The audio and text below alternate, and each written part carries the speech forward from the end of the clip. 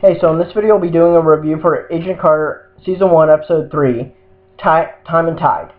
So, this episode actually I'm going to talk about the promo and how it really misled me. Because in the promo it didn't say coming up in the season of Agent Carter or anything like that. It just showed what's to come, like in supposedly this episode.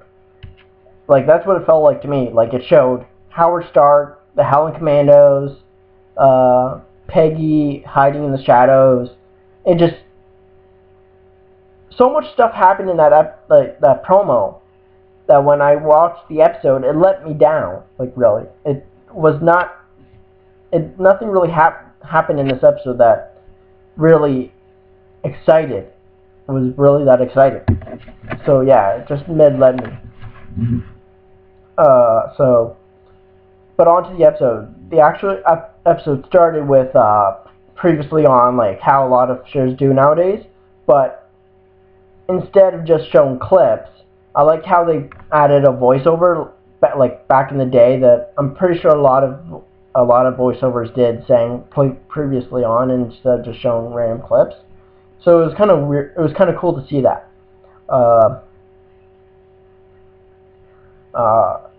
We also get to see like Peggy's life in the hotel apartment or whatever, and how strict the rules are that no men are allowed above the first floor, and like how it's impenetrable. But I understand that she took it as no building is impenetrable, so that's why she went into Howard Stark's vault to see how they got the equipment stolen. How the equipment was stolen. But I would have liked to have seen something actually happen. Like, I would have liked to, near the end of the episode, that Peggy got somehow some guy above the first floor without anyone noticing or knowing. Because I have no idea how she knew that, but the guy really wasn't too, wasn't really hiding. He actually climbed up a wall. I can understand that she actually probably saw that, but I don't know how she's able to see all this stuff happening in the apartment.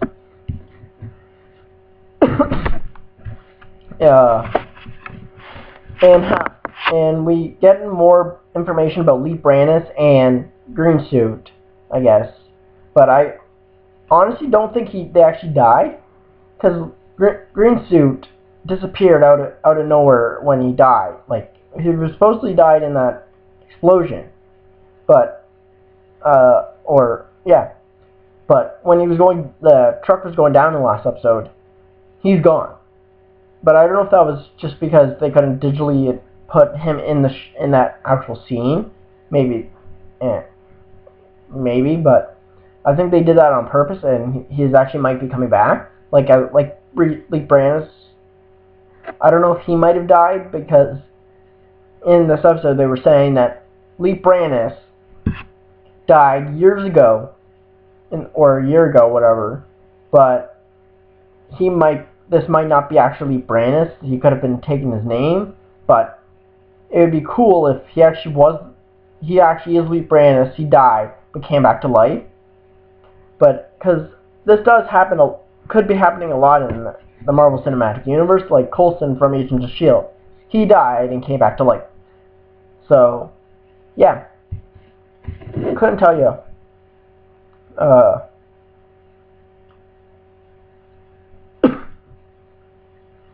We also get to find out more information about Jarvis and how he protected his wife from getting killed or whatever.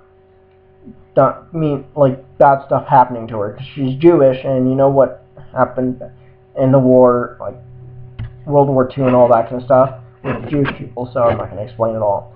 But I liked how he actually protected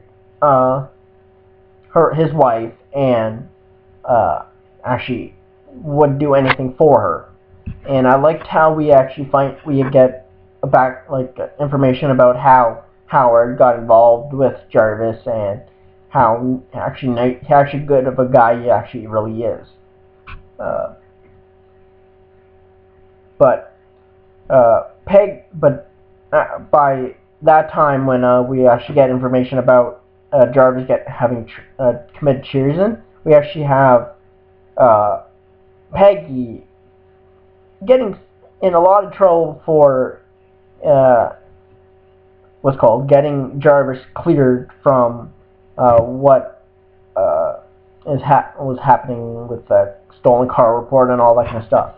So it's actually good that Peggy actually has his back, and he actually has hers.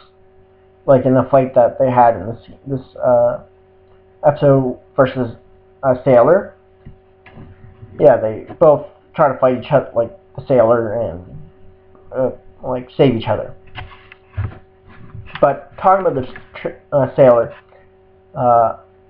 so in this episode we find out that the Sailor that had what's called the Stark technology in a boat waiting for Leap Brannis. So obviously Leap Brannis was working for the Sailor, but the Sailor isn't Leviathan, because as the only thing we know about Leviathan that they cut out two guys' voice boxes, but this guy clearly has his voice box, and he does.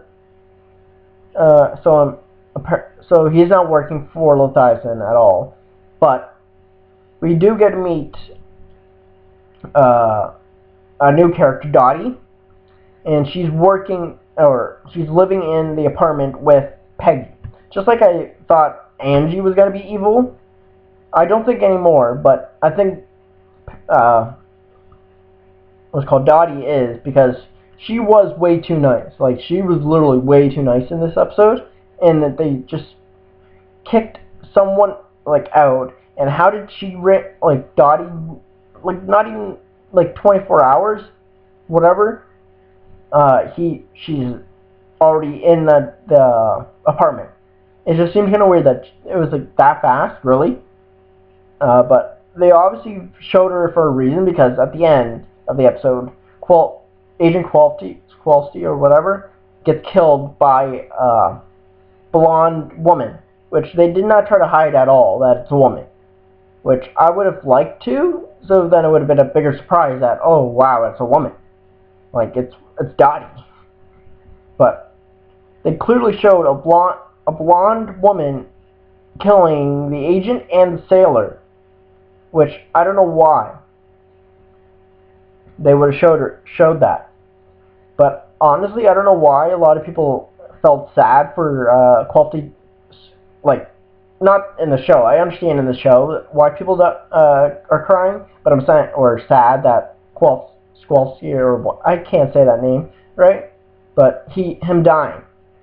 To me, I can't get attached to someone that's been a juror and not have no character development until this point, and it's only been 3 episodes. If it was a whole season of him being a jerk, or had character development, but and have nice qualities, maybe I would be sad. But I did not feel sad for him. I didn't care. He was not a main character, so I knew he was gonna die at some point. But I'm surprised they did. I'm actually surprised they did that this fast.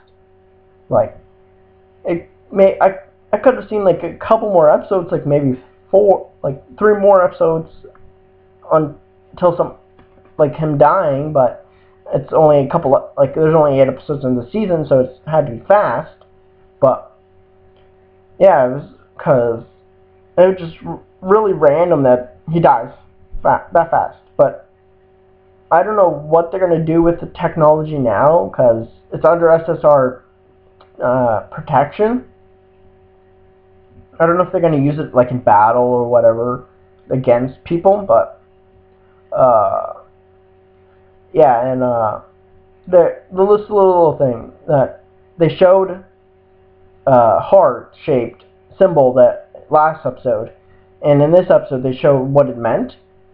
I do like that that it didn't mean anything related to Marvel, because I actually tried to look it up, but couldn't find anything. So I'm actually glad it was just like a random symbol that was on a boat.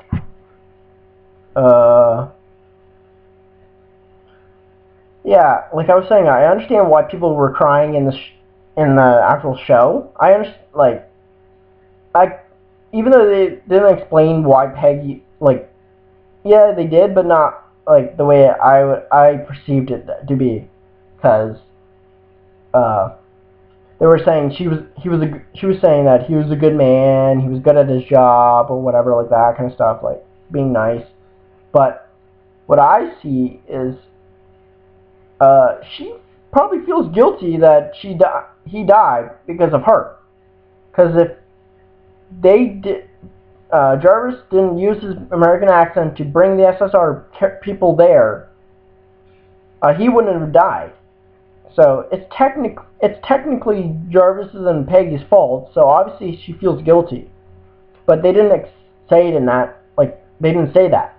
So, but yeah. To me, yeah, this episode wasn't the greatest. It's definitely not. It's better. It's better than the first episode, but not better than the second episode. I liked this episode more than the first, but not the second episode. I really liked the second episode so far. Yeah, I can't. For predictions, I really have nothing other than obviously Dottie is that person that killed, but I don't know if she is working for Leviathan because, like I'm pretty sure in this video, I made a couple of videos already, multiple times, so about this episode, I mean. So, but I don't think Dottie is working for Leviathan because, like, Leviathan has ripped out two guys' voice boxes out, but Dottie clearly has hers. So I'm guessing that Dottie is working for Howard, and Howard told Dottie to keep Peg cover not undercover. So yeah, I think that's what's happening. I don't think she's evil. I don't know. She might be evil, but I don't know. She is really too nice. So it could go either way. And Marvel does like to do big twists a lot of times. So yeah. Comment down below what you thought of this episode and what I should review next. See you.